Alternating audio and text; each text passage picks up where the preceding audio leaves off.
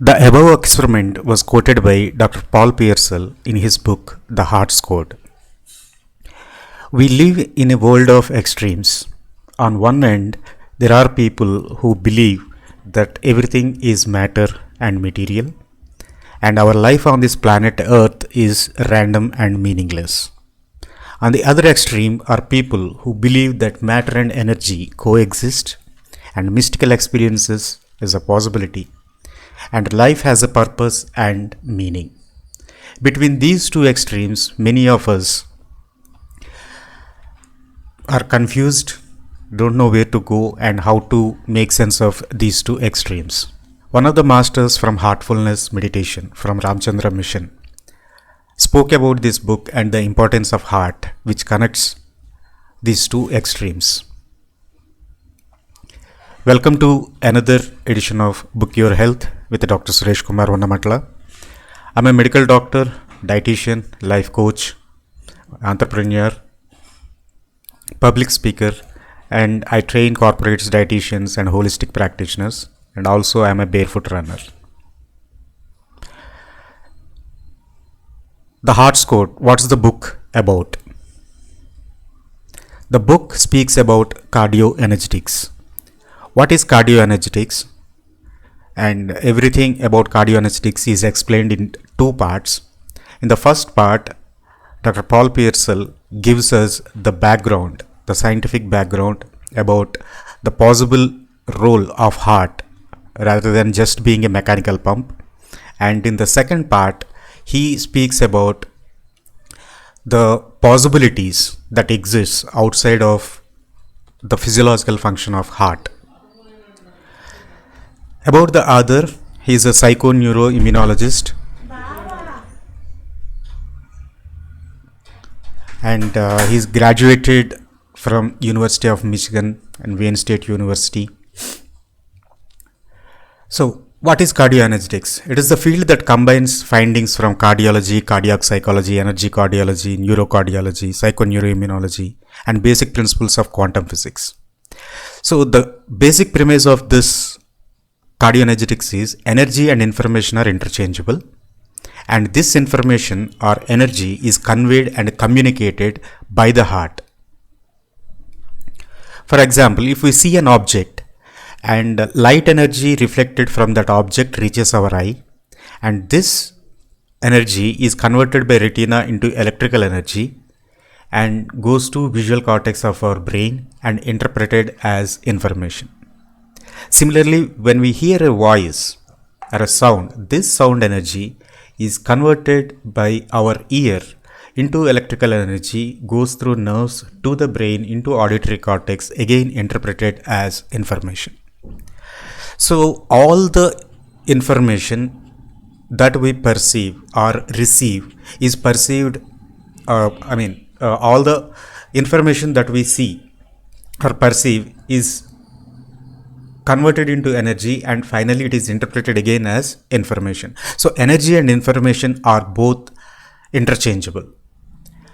And if Einstein's E equals mc square is to be true, that means mass and energy are same and energy and information are same. So all non-human things like plants, animals, and even machines are made up of mass. They contain mass and they have certain energy. That means the heart being the largest producer of energy, bioenergy, the energy produced by heart is almost 60 times more than that of brain. So it can be read outside of our body also. If this is producing energy and everything around us is mass and in turn is energy, so there can be a communication. We can establish communication between our heart's energy and the things around us. So basically this is the premise or the central theme of this book. What he wanted to convey through this is our life is basically brain driven.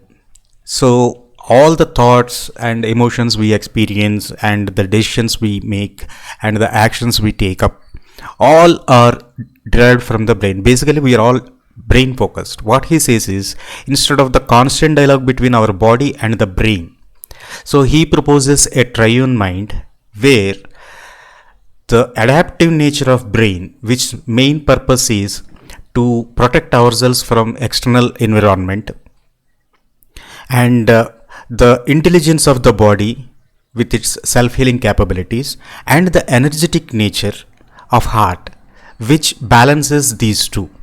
So all these three together form what is called a triune mind. That's what controls our life and health. So let's see how his journey started. I mean, how this book has come about, and see what are all the different things. So the unexplained agony is the first one. The dialogue between brain and heart, healing, and some of the answers that needs to be questioned again, and finding answers to some uncomfortable questions. The agony or the pain or the inspiration to write this book started when he was diagnosed with stage 4 lymphoma. Before being diagnosed, he was going to doctors for almost like 1 year, and he is feeling something painful inside, but he could not explain what it is. But while sleeping, he knows that there is something seriously wrong with him, and he has been going to his primary physician for so many years, and they could not identify anything during routine checkups. And one day it has become unbearable, and finally he confronted his primary physician once again, and this is what the doctor said: I give up, I'll do a CAT scan just to put your mind at rest. This is what the primary physician told Dr. Paul Pearsall. For God's sake, man, you're a scientist. Use your brain. Don't think with your pump. No wonder all of us doctors are trained to believe, or we are trained to understand heart as a mechanical pump that just pumps blood. Okay.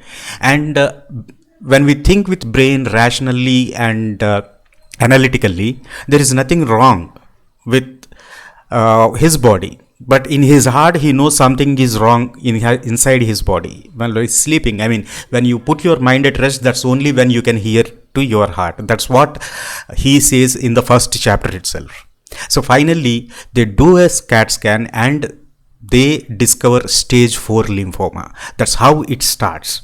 And once he is admitted and put for treatment, there he describes the dialogue between his brain and heart. As I said earlier, the dialogue always happens between our brain and body. Brain, with its stress response mechanism, is primarily concerned about the conservation of self, preservation. So it always looks out for any danger or threat, either from inside or outside. So it is like military that is trying to protect its country. Whereas the communication of heart is like that of a shy baby. It gives you subtle hints, just like a shy baby tucks the skirt of her mother whenever she wants something. So that's how our heart gently, whenever the brain rests or takes back seat, relaxes and not worried, then we get to listen to what our heart says. So that's how he differentiates between these two. Once he was diagnosed, this is how the brain reacts or reacted.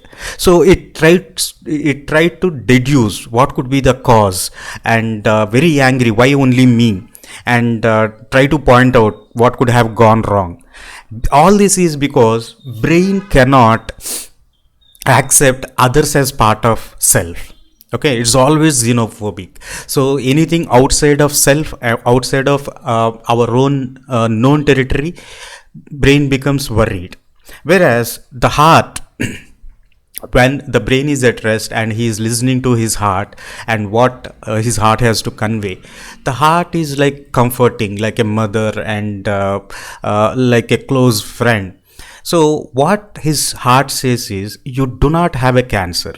And the way he puts it beautifully is that these cells, they have become heartless. Okay, they don't know how to live in a collaborative environment, and they don't know how to grow along with rest of the cells and organs in your body, and they are growing rapidly, and they have become cancerous. Okay, that's what the heart says. And not only that, he says that the heart have communicated with him like which doctor or nurse to talk with, because when it is in our everyday observation that whenever we see certain people, right, we feel good, they emit positive vibrations, they light up the environment and the mood changes. And when we look at some people, suddenly we feel like moving away from them, they emit a different kind of energy. That's what the heart says. And finally, he receives chemotherapy, radiation therapy, and finally bone marrow transplantation. That's how he got healed of this condition.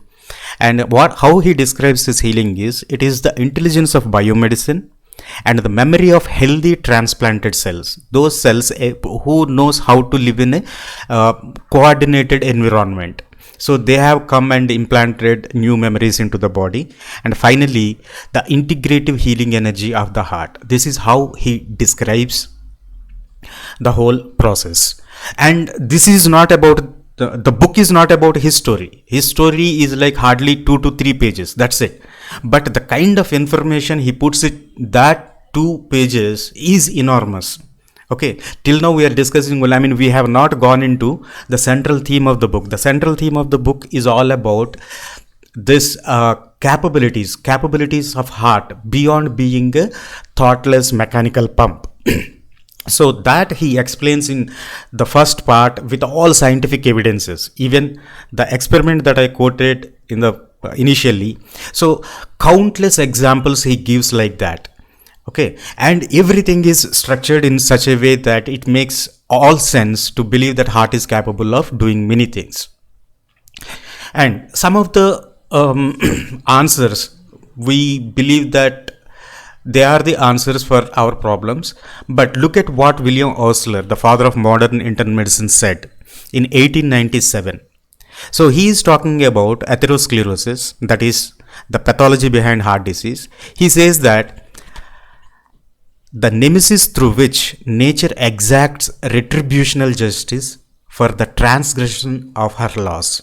That means when a person moves away from the natural laws, right, nature exacts a retribution.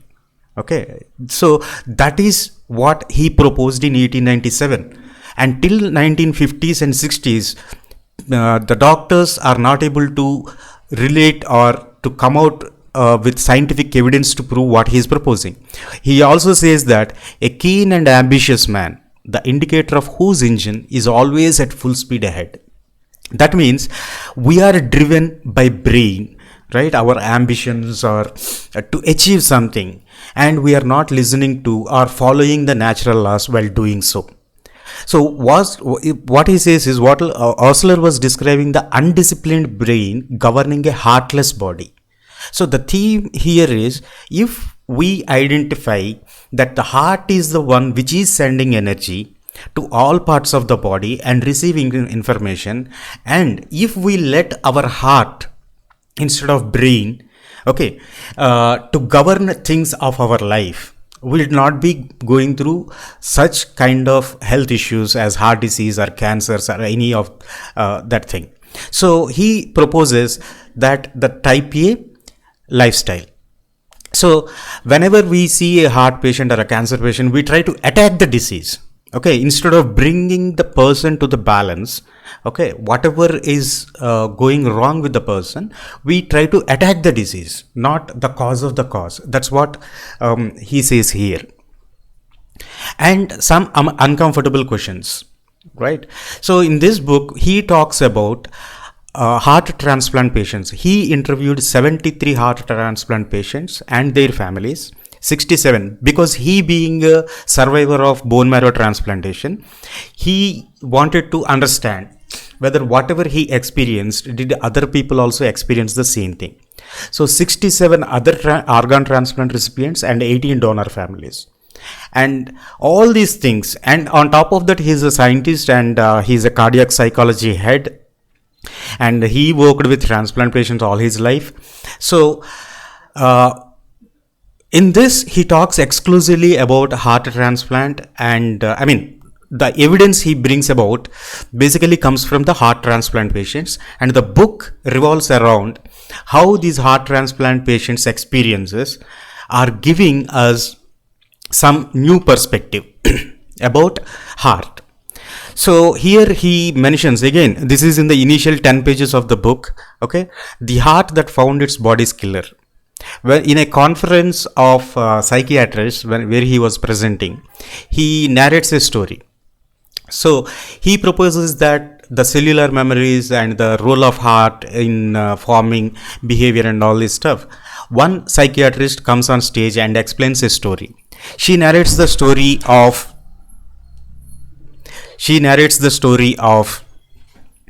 an 8-year girl who receives a heart from a 10-year-old girl who was killed. And every night the girl will wake up and scream and speaks about the killer. And finally, I mean, even after repeated therapies and all, she continued to exhibit the same behavior. Finally, they went to police, and the police able to find the culprit. And the girl clearly mentioned what color of dress that person was wearing, what she was wearing, how it happened, what the communication and everything. And he was nabbed and arrested. Okay, so like that, you see so many stories in this book about heart transplant patients. Okay, and how do we doctors or scientists explain this? So these are some of the uncomfortable questions. We cannot say that it is an anecdotal evidence, but it calls for further research. Whatever we know, so we need to expand. And this is what Dr. Bernie Siegel, who wrote a wonderful book, Love, Medicine and Miracles, says about the reluctance of doctors or scientific community about things they are not comfortable with. So in his own words, he says, what disturbs me is the use of the word accept. If we close our minds and don't accept, science and healing cannot move forward. Instead of hard to accept, let us say hard to understand, so that at least you leave open a window to new ideas or new possibilities. So as I said, we live with a type A brain personality, and we hardly look into our heart for inspiration or to lead our life. So here an American Indian shaman told psychologist Carl Jung that white men with their wrinkled faces and constant anger were so cruel and murderous because they thought with their heads, while healthy people, he said, think in their hearts. So here he talks about this cardiosensitive or life energy that is being emitted from heart and its possible implications to lead a healthy life. The top 5 reasons that I love this book. Yeah, no doubt, not a word more, not a word less. Everything is precise. See, it's only 227 pages book. I usually finish that sort of book in a day. Okay, on one go. But this book I have been reading almost for 4 years now, and every time I read, it is extraordinary information, because it's all well researched and evidence based documentation. He doesn't come with propositions or assumptions. So, and on top of that, though he speaks freely about quantum physics, spirituality, religion, and all on top everything so freely, but everything is balanced because he is a scientist and because he is a doctor and he has to present the facts.